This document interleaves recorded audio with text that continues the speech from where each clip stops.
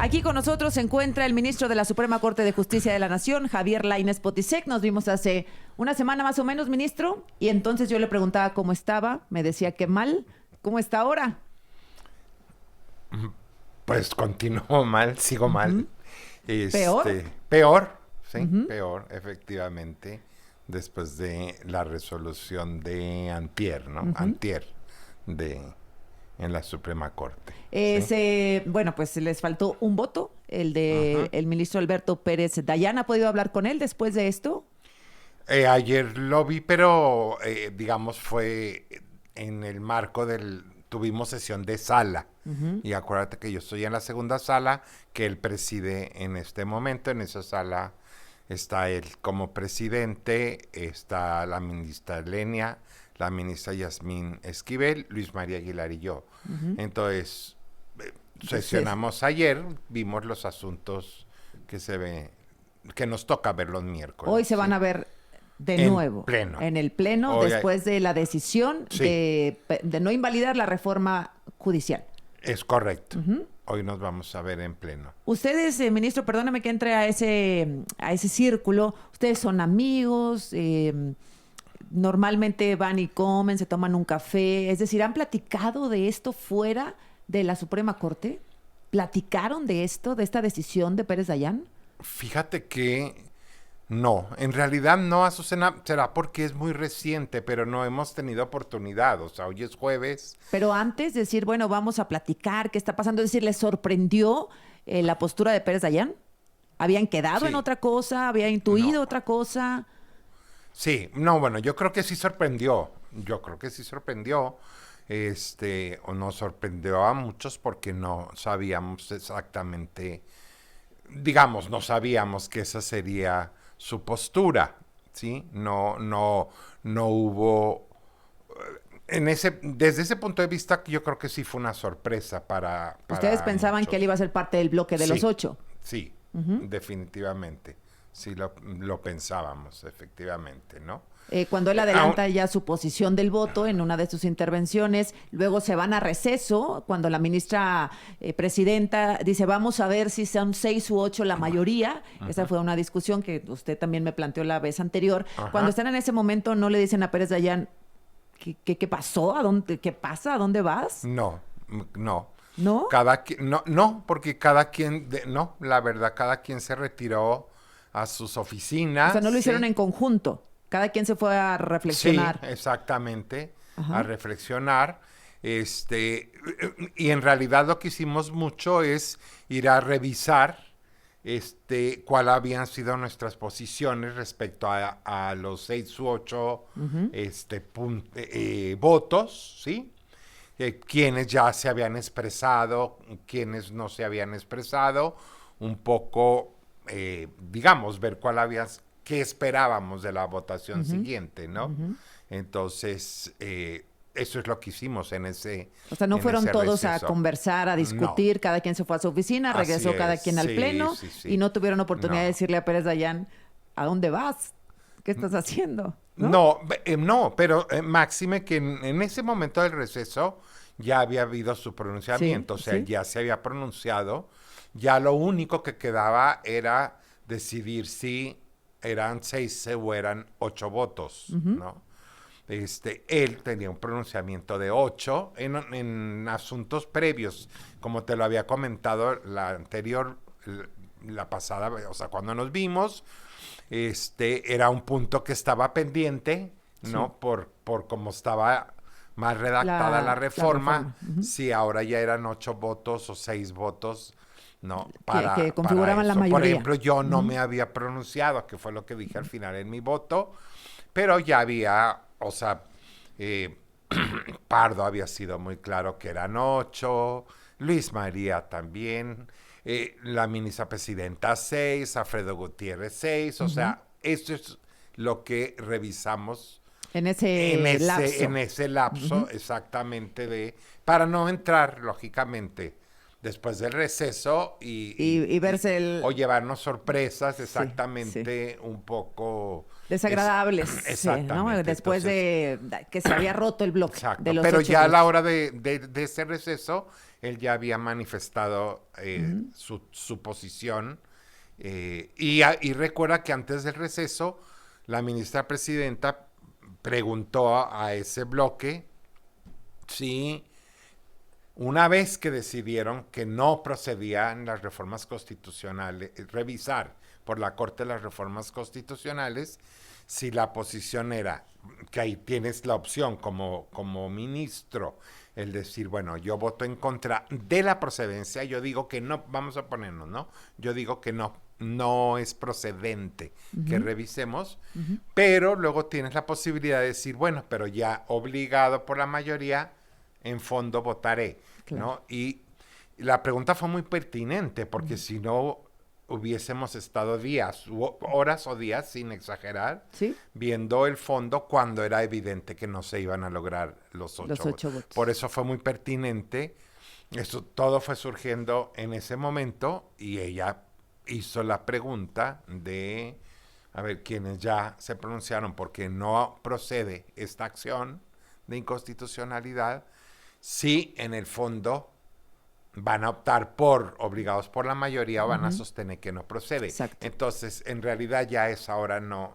Ahora, aún en ese momento se esperaba que, perdón que hable de Pérez Dayán, pero pues así será recordado, ¿no? En el futuro, para algunos héroes, para otros villanos, traidor, etcétera. Se esperaba que probablemente Pérez Dayán pudiera decir, bueno, yo he sostenido este criterio, pero con obligado base por la mayoría. Obligado a la mayoría. O las circunstancias, voy a cambiar. Pero no pasó. No pasó. Oiga, yo sé que usted es muy, muy respetuoso, pero también sé que son seres humanos, evidentemente. ¿Qué le dice a Pérez Dayán? Yo no tendría nada que decirle. O sea, cada quien, sabemos, somos adultos, somos jueces constitucionales y cada quien se hace cargo de sus votos. Cada quien se hace cargo de sus votos. Eso lo supimos, o sea, lo hemos sabido siempre a lo largo de nuestro desempeño, nuestro desarrollo como ministro. Seguimos aquí con el ministro Javier Lainez Potisek. Usted me decía, ministro, antes de entrar al tema de qué es lo que sigue, porque bueno, la reforma judicial no hay marcha atrás. Suspensiones, amparos, acciones de inconstitucionalidad pendientes, no pueden echarla ya atrás, aunque las hay. Sí, qué bueno que me haces la pregunta. Incluso entiendo que la Suprema Corte sacó un comunicado tratando de explicar qué es lo que pasó exactamente, qué son los efectos. Cuando resolvemos una acción de inconstitucionalidad como esta y que no se logran los 8 votos, para declarar la inconstitucionalidad de una norma, entonces la figura que viene en la ley, que viene en la Constitución, es que se desestima, dice, la acción. Desestimar la acción es como si tú dijeras, no pasó nada, como si no hubiéramos visto nada, como si la guardaras en el cajón, la archivas. No la rechazas, no la pruebas, nada más la anulas, la ignoras. Exactamente, ¿no? No declaras la inconstitucionalidad, pero tampoco dices, como no llegué a 8, entonces sí es válida. ¿Sí me explico? No. Que fíjate que curiosamente, qué bueno que me haces la pregunta, esa es la lectura, mucho de la lectura que dio la anterior administración en la reforma energética. Como no se lograron 7, entonces es válida.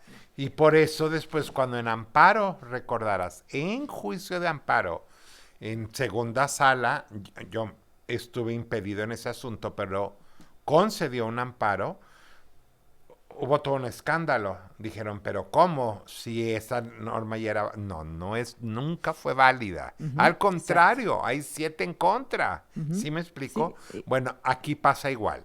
Entonces, simplemente no se logran los 8 votos que exige la Constitución para declarar la inconstitucionalidad y sacarla, digamos, como si tuvieras un borrador y la borras de la Constitución. No hay, pero tampoco vas a decir, y por lo tanto es válida. Esto es bien importante, la pregunta es importante porque sobre todo nos pueden estar escuchando seguramente jueces, magistrados que han promovido amparos. Esto significa que los amparos siguen por su propia vía. Siguen por una vía distinta y viene a colación el ejemplo que te di de la reforma energética, porque por eso quedaron vivos esos amparos de algunas empresas. Pero ninguno de estos recursos invalidaría ya la reforma. O sea, la reforma ya está firme 100%. Ya sería muy difícil. No. A ver, la respuesta sería no podrían invalidar así la reforma, con efectos generales mucho menos. Yo lo que podría tratar de explicarte es que pudiese ser que en un juicio de amparo un juez lo ganara, una jueza ganara un juicio de amparo, pero únicamente tendría efectos para esa jueza. Correcto. Entonces, ¿Sí me explico? O sea, efectos relativos solamente para ella. Vamos a suponer, pues retoma tu plaza. O sea, sería exactamente, cosas muy puntuales, pero la reforma en su gran estructura está ahí. No, claro, está ahí. no la... Ahora dice la presidenta Claudia Sheinbaum que ganó la cordura frente a la irracionalidad.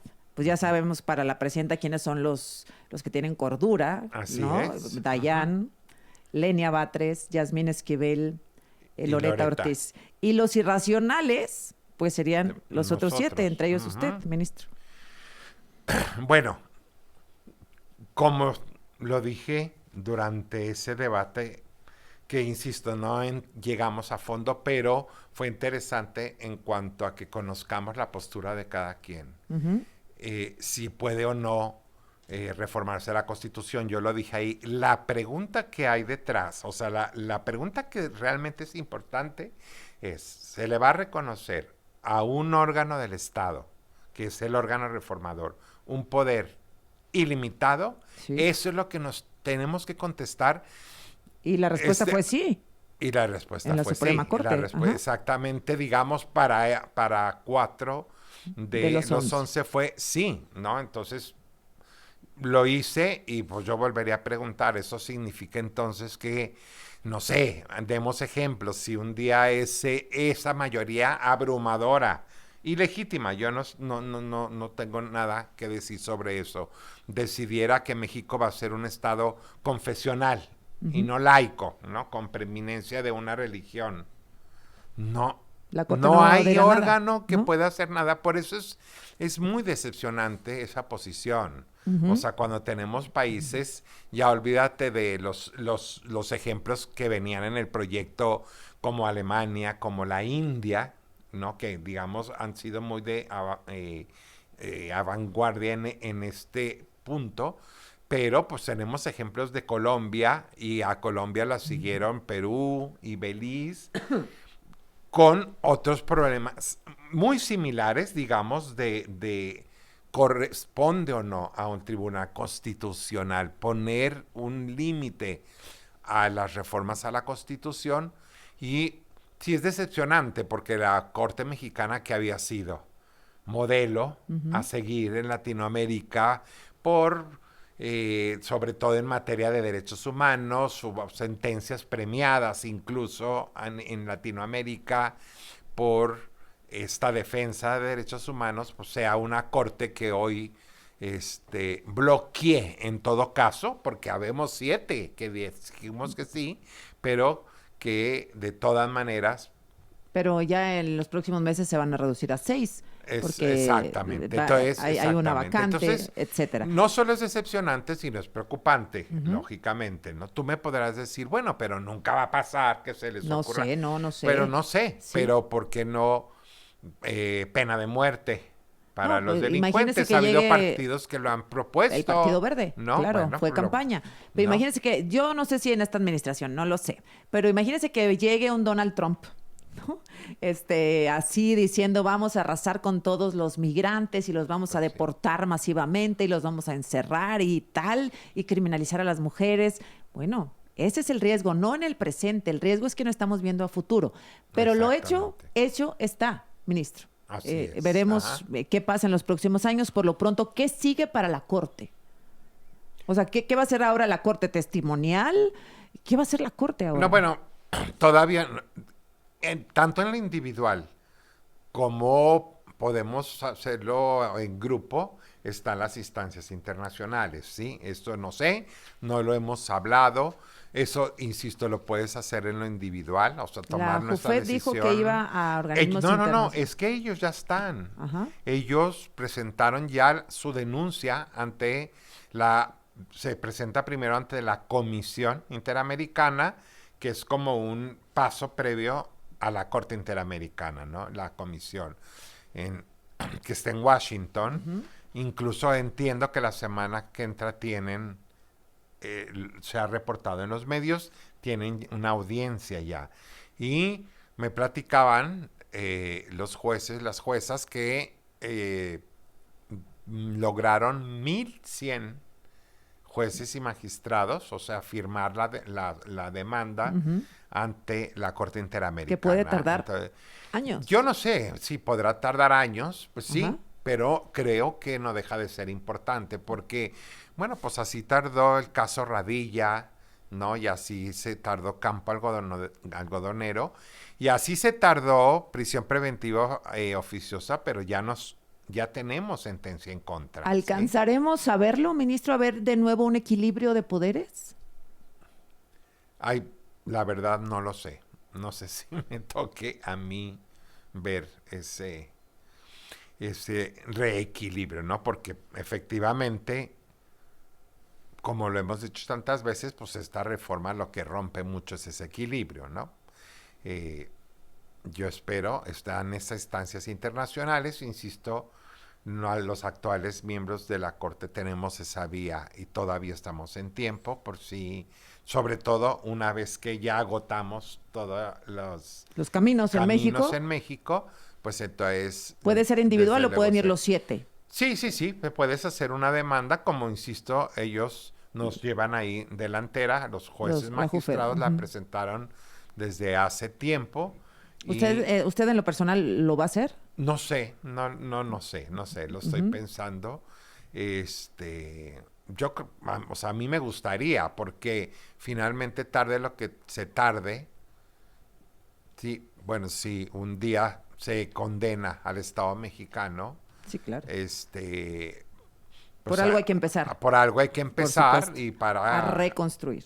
Exactamente. Oiga, Javier Lainez Potisek, ahora que va a ver al ministro Alberto Pérez Dayán, ¿ha imaginado cómo va a ser ese encuentro? Es decir, uno lo piensa, ¿no? Decir, a ver, ¿qué voy a hacer? Pues sí, lo saludo o no lo saludo. O sea, lo ha imaginado porque entiendo que fue también una decepción profesional, ¿sí? La posición del ministro, una decepción profesional, personal, un abandono del barco ya cuando estaban a punto de llegar a la orilla. De parte de él. No sé, Azucena, pues yo creo que habría que preguntarle a él exactamente cuáles fueron sus... Él insiste que congruencia y que evitó una crisis constitucional, que pudo haber evitado una crisis. Exactamente, ¿no? No. Recuerda que en ese aspecto yo no tengo una preocupación, porque la Corte siempre ha guardado las reglas de cortesía, siempre. O sea, cuando tú me preguntas en cuestiones así tan sencillas como el saludo, la plática, o sea, nunca hemos dejado de ser corteses y civilizados y amables. Exactamente. ¿Justo que lo llamen traidor? ¿Perdón? ¿Justo que lo llamen traidor a Pérez Dayán? No lo sé. O sea, antes del corte estábamos hablando de eso. Yo lo que... A ver, pues dígamelo ahora otra vez después del corte porque ya nos alcanzó de nuevo. A ver, ministro Javier Lainez Potisek, me decía respecto al voto de Pérez Dayán y del resto, que cada quien se tiene que hacer cargo de su decisión y sus consecuencias. Es correcto, siempre. Cuando sabes que hay votos que incluso que te pueden marcar de por vida. Como es el caso. Sí, hay otros votos, o sea, siempre son complicados, ¿no? Pero eso sí, cada quien asume su postura y es como tienes que hacerlo cuando eres un juez constitucional, porque no puedes estarte eso llevando, es, ¿no? eso es por lo que se teme la elección, una de las cosas por las que se teme la elección de jueces y ministros y magistrados, que vas a querer quedar bien con tus votantes, ser popular, aunque muchas veces las decisiones de ustedes son sumamente impopulares, pero justas o conforme a la ley. Entonces, bueno, pues que cada quien se haga cargo de su decisión y sus consecuencias. Ministro Javier Lainez Potisek, ¿mucha presión del gobierno federal? Conmigo, yo debo de reconocer que hasta ahorita, no. ¿Vieron ahí a la secretaria de Gobernación andar por ahí, hablar con algunos de sus compañeros? No. Pues gracias, ministro. Me da mucho gusto siempre conversar con usted. Le deseo suerte. Ustedes se mantienen en su cargo hasta el 2025, hasta agosto del 2025. Es correcto. Y después de ahí a reconfigurar la vida. Sí, ¿no? A retomar la vida en muchas otras vertientes, caminos que tiene. Así es. Pues mucha suerte, ministro, y muchas gracias. Muchas gracias. Gracias.